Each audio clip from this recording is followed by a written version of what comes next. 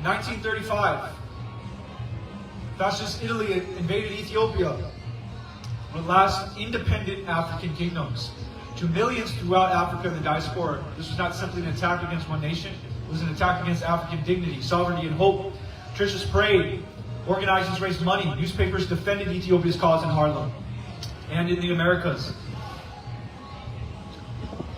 Volunteers attempted to travel and fight alongside the Ethiopian people in America. Harlem became one of the strongest centers of support, bringing together Christians, Garveyites, Ethiopian Hebrews, and obviously many others like Rastafarites that Leonard Howell mentioned in America, who understood that if Ethiopia could be conquered without resistance, the consequences would be felt throughout the African world.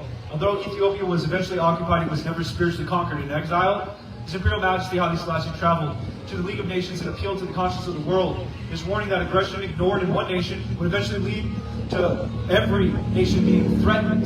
It proved tragic, and that proved to be tragically true with the outbreak of the Second World War after he said, "Today it's us and tomorrow it's you."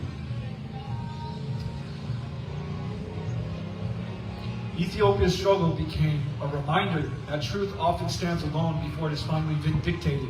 As Christians, we recognize this pattern throughout Scripture. Noah preached while the world mocked him. Jeremiah warned while only a few listened. Christ himself was rejected before his resurrection revealed the truth. Faithfulness is not measured by immediate success, but by obedience to God's calling. When victory finally came and Ethiopia's independence was restored, His Imperial Majesty did not forget about those who stood with Ethiopia during its darkest hour. During his historic visit, His Majesty's visit to Harlem in 1954, he publicly thanked the African Americans for their prayers, support, and friendship. He acknowledged the tremendous contributions they had already made in the United States through their labor, their faith, and their perseverance. Rather than encouraging bitterness, he urged them to continue advancing through education, Christian character, patience, and courage, and confidence that justice ultimately belongs to God. That message reflected the teachings of Christ, who called his followers to overcome evil with good, to become peacemakers and let their light shine before others. But His Majesty did more than express gratitude. He extended an invitation. He believed the relationship between Ethiopia and the African diaspora should not end with admiration or sympathy. It should become a partnership in building. Ethiopia needed teachers, doctors, engineers, farmers, craftsmen, business leaders, and faithful families. It needed men and women willing to strengthen schools, agriculture, industry, medicine, and government. His message was not simply come home. His message was come home and help us build.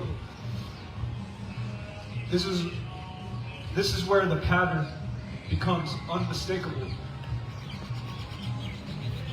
God did not ask Noah merely to admire the ark. He called him to build it. God didn't ask Moses to appreciate the tabernacle. He commanded Israel to construct it. God did not ask Nehemiah merely to mourn Jerusalem's broken walls. He sent him to rebuild them. Christ did not tell his disciples simply to admire the kingdom. He commissioned them to preach it, serve it, build his church. Likewise, His Imperial Majesty understood that loving Ethiopia required more than singing about her. It required sacrifice, responsibility, and the willingness to become builders. Africa awaits his creators. Africa awaits her creators. That challenge still confronts us today.